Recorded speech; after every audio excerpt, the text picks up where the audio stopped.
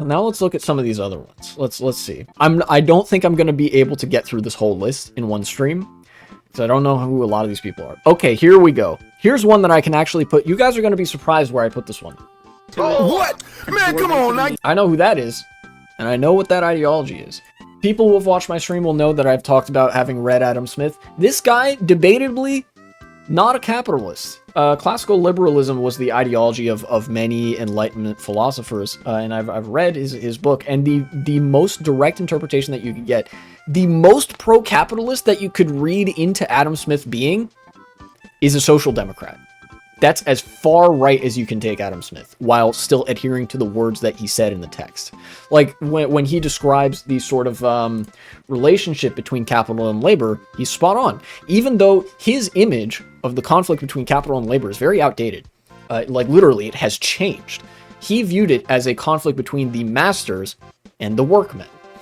Back in the day, before there was massive industrial scale production in these big factories and production facilities that oftentimes didn't even need to be overseen by anybody on site, you had workshop production, where there would be a master of the trade who had been doing that trade, who had been a worker and is still a worker. And they would train the workers below them. And of course, that relationship of the workmen being paid less and profit being accumulated did still exist. But at the same time, the capital class that like accumulated wealth by doing nothing was mostly restricted to slave owners. And I don't think he had anything particularly positive to say about slave owners, because they would be, I guess to him, they would have been landlords. The closest analog that you could read slaveholders as being is landlords. And if you remember what I said about Georgism, Adam Smith also did not have any good things to say about landlords. The landlords, like all other men, love to reap where they never sowed and demand a rent for even the natural produce of the earth. That sounds like some shit Mao would say, but that's an Adam Smith quote. It's pretty early too in the book. But yeah, classical liberalism, it bears very little resemblance to modern liberalism, because modern liberalism, again, being an ideology of decay, is like it's kind of reminiscent of the feudalism that Adam Smith was critiquing in his time. Some people are such idea. No wonder they made up the idea of politics has nothing to do with ethics. Oh yeah, anybody who argues that like politics and ethics are not related, psychotic. Politics is the systemic implementation of ethics. It's the question of like, how do you ensure the most ethical existence for humanity? That's all politics is. And it gets really complicated really quick. But yeah, Adam Smith I think goes here in the good tier, because the you know, the skepticism he has of the power of landlords, I think, reads very well into today. And he'd probably shit a brick if he saw what like business people were getting away with. He'd be like, "What the you people are worse than landlords," you know? Precisely because of the kind of shit that he had to say about landlords. The man hated idle wealth and rent seeking. And he had some very pertinent analysis to offer why free trade was a good idea as opposed to the very restrictive policies of feudalism.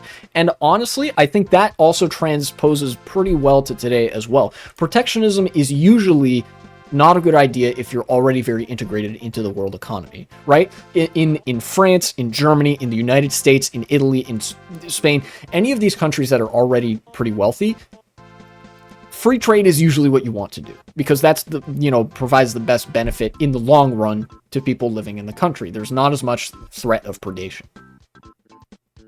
Adam Smith meets Elon Musk and dies from inside out. True, yeah. Elon is exactly the you know, family wealth, no skill retard that Adam Smith would have hated with all his guts.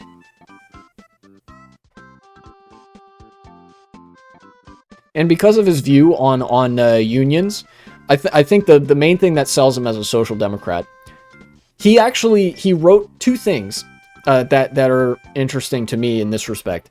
Number one, he hated sales tax, but he acknowledged we don't have a better system right now. So sales tax on luxury goods is a good way to try to redistribute wealth downward from the wealthy so that all of society may benefit. you know? He also advocated for a property tax, you know, the windows and doors taxes. France still has a version of this. Adam Smith was big on taxing things that the wealthy would be engaging in more, which was a way of having the income tax before the income tax. He was like, he said, you know, keep in mind, the only reason I'm supporting this is like, you know, other methods of collecting tax money is worse. Like a flat tax, that's really bad. And you couldn't do income tax. You like literally in the 1770s, you have no real measure of how much income people are earning and how to tax that, you know? Nowadays, we do have that. So in a way, a lot of the progressive tax brackets are kind of an extension of the Adam Smith brand of classical liberalism, aka social democracy. The other thing is that he was one of the early political scholars to recognize the nature of the conflict between associations of each class. He recognized the material class conflict between the masters and the workmen very early on. I talked about this a little bit earlier where I related it to rent seeking, but here he described the associations of the workmen and the associations of the masters being at odds with one another constantly because they have separate interests. And he also said that, like, yeah, because the associations of the masters are wealthier and there are fewer of them, they are always going to have the upper hand. So, he then argued, it is the duty of the liberal state to basically pick the side of the workers' unions, the associations of the workmen, at every opportunity to balance out that relationship between the workers and the masters. Or I guess nowadays it would be the workers and the owners. But back in the day, keep in mind, you know, if you were an iron worker, your boss would have been an iron worker as well. He would have just been really good at his job.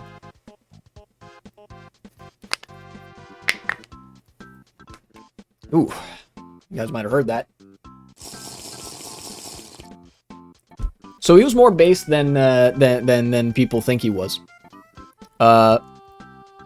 And because of his view on the opening up of markets and the sort of accumulation of wealth in the hands of landlords, his views on that sort of stuff, there are some academics nowadays that argue Adam Smith may have been even a socialist, particularly because of the ways in which he was trying really, really hard to say we want to discourage the like financialization of these assets or whatever.